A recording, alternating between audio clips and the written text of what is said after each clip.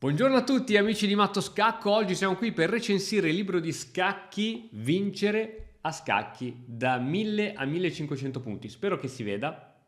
È il nuovo libro di Andrea Stella che puoi trovare su Amazon, troverai il link sotto qui il video, dove il grande maestro ha fatto un lavoro che non è mai stato fatto prima nella storia dei libri di scacchi, ossia prendere delle raccolte di partite di giocatori normali, giocatori che hanno 1000, 1100, 1200, 1300, 1400, 1500 punti e commentarle.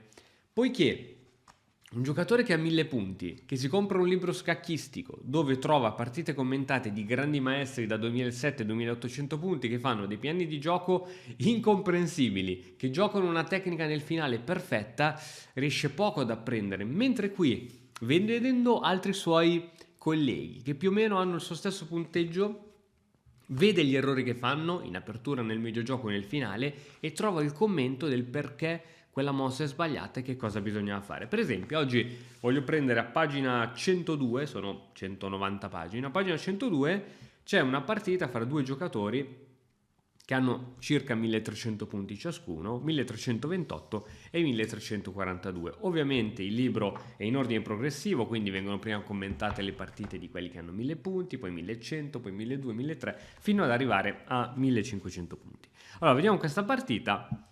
E4, E5, cavallo F3, cavallo C6, cavallo C4 e qui il commento del grande maestro è che questa dà il via a quella che viene chiamata partita italiana. Il nero risponde con D6, con scritto: con questa mossa il nero dichiara di non voler entrare in linee teoriche complicate, perché qui diciamo che la teoria proprio prevede cavallo F6 o alfiere C5. D6 dici ok, voglio giocare in un altro modo. Arrocco corto e H6.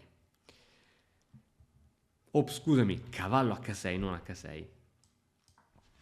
Ormai dovresti saperlo, qui c'è un detto che Andrea cita spesso in tutto il libro che è cavallo di lato, cavallo malato. Mai mettere i cavalli a bordo scacchiera, salvo necessità. Ecco, questa è un'altra cosa che per esempio un giocatore da 1300 magari non conosce. Il cavallo non deve essere messo a lato della scacchiera.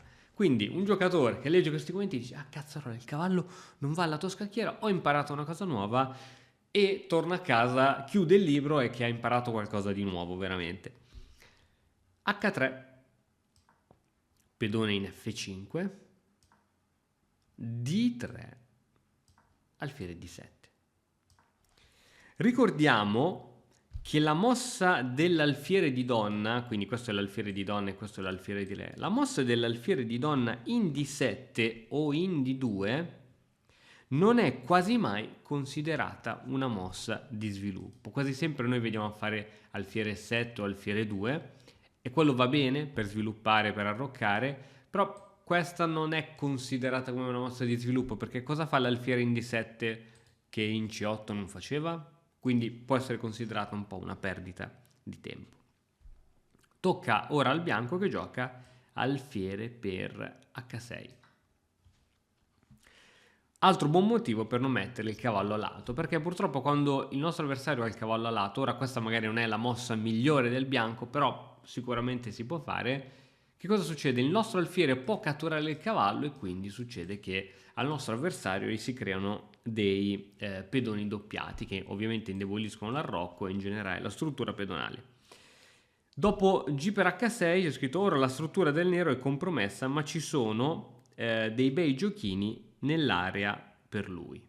Quindi, nell'area, scusa, non riesco a leggere oggi. Torre G8 per occupare la colonna, non appena sarà possibile perché ora c'è l'alfiere. E quindi, se il nero riuscirà a mettere la torre in G8 in faccia al re avversario, seguito dalla spinta poi del pedone F5, F4, seguito poi dall'alfiere per H3, qui c'è sicuramente un buon giochino da parte del nero. Riuscirà il nero a fare questo piano? Non lo so, proviamo a vedere. La partita continua con cavallo C3, cavallo in A5 e ora dopo cavallo in A5 viene giocata torre in E1, punto di domanda. E qui nel commento c'era cavallo in E5. C'era questa mossa qui. C'era questa mossa molto difficile da vedere, ma che mette in evidenza le debolezze del nero sulle case bianche, poiché dopo cattura del cavallo, donna H5 scacco, re in E7, donna F7 scacco, il re è costretto a scappare su D6, donna D5, re in E7, donna per E5, alfiere per E6 e arriva il matto. Ok, una combinazione molto complessa di matto, però questo per far capire che quando si creano tutte queste debolezze nella zona del re, sicuramente sono da considerare anche sacrifici di pezzo per entrare poi con la regina e dare matto. Ok, viene giocata invece, abbiamo detto, torre in E1 e ora il nero gioca cavallo per C4. Commento dopo la mossa. Il bianco non doveva perdere in nessun modo l'alfiere C4 per svariate ragioni. La prima è che quell'alfiere era più forte del cavallo nero, quindi ci sono da fare delle considerazioni. Questo alfiere che controlla tutte queste bellissime caselle impedisce torre qui, impedisce all'alfiere di diventare attivo. È più forte di questo cavallo che invece a bordo scacchiere controlla solo 4 caselle, che sono queste, e non sono delle case molto, molto importanti. Quindi questo alfiere sicuramente bisognava metterlo in salvo. La seconda ragione è che il bianco ha perso il controllo sulle case chiare, ossia D5, E6, F7 e G8. E infine ora, a seguito del cambio permesso, ha la struttura pedonale rovinata. Infatti dopo D per C4 qui c'era una bellissima catena di pedoni, ora dopo il cambio la catena si è spezzata, ci sono dei pedoni doppiati, ossia 2 pedoni sulla stessa colonna, e questi sono un problema. Il nero gioca torre G8 e ora sì che la torre può andare in G8 perché non c'è più l'alfiere che tiene quella casa. Giriamo pagina, cavallo H2, commento dopo questa mossa. Il bianco si lascia intimidire. A scacchi ci vogliono sempre mosse forti, mosse che fanno qualcosa di concreto sempre. Questo cavallo in H2 che cosa fa? Dove può andare? Ma soprattutto in che modo può essere utile alla difesa? Occorreva perciò spostare la donna e portare in gioco anche la torre in A1, che al momento non stava facendo nulla. Quindi una buona possibilità era quella appunto di attivare la donna. Qui per esempio il motore consiglia un donna D5, attaccando la torre, portando magari l'altra torre in centro, quindi cercare sempre di portare tutti i pezzi in gioco. Invece viene giocata a cavallo in H2, F4 e ora c'è il famoso anche trucchettino che dicevamo noi, no? Si può catturare e noi non possiamo ricatturare perché poi questo pedone è inchiodato dalla torre.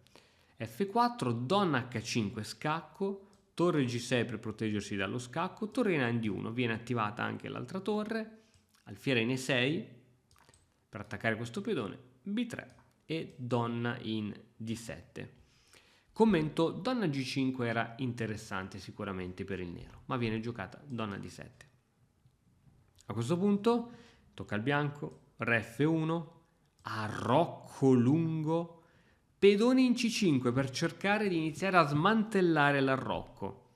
Alfiere in F7, attenzione, attacchi a raggi X sulla donna, pedone per D6, alfiere per D6, donna F5, chiedendo il cambio delle donne, alfiere 6, il nero non ci sta, alfiere H5, donna H5 scusami, e torre in D va in G8. Attacco sul punto G2. A questo punto bisogna difendersi, anche se sembra che i pezzi del nero siano meglio coordinati. Spinta del pedone in G4. Presa al varco. Presa al varco. Ricordiamoci di questa possibilità. F per G3, F per G3, torre per G3 e il bianco si ritrova costretto ad abbandonare.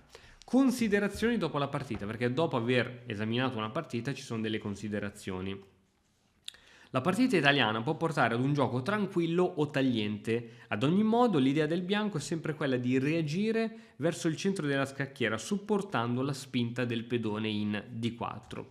Il bianco ha giocato con troppa tranquillità, lasciando che il nero potesse organizzare indisturbato le sue forze contro il re. Infatti abbiamo visto proprio in queste ultime mosse come dopo l'arrocco il nero è riuscito veramente a organizzare i suoi alfieri e raddoppiare le torri.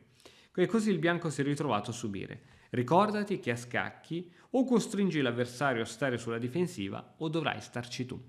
Questa è solo una delle 50 partite che trovi all'interno di questo libro, commentate in modo semplice, e sono partite, come hai potuto vedere, pieni di errori. Perché? Perché sono giocati da comuni mortali. Quindi, se hai voglia di leggerti un bel libro di scacchi e ti metti lì con la tua bella scacchiera, oppure anche con una scacchiera di analisi come questa che ho fatto io, muovi le mosse, leggi i commenti e impari sicuramente qualcosa di nuovo. Bene, spero che il libro, insomma questa anteprima ti sia piaciuta. Trovi sempre il link per ordinarlo qui sotto.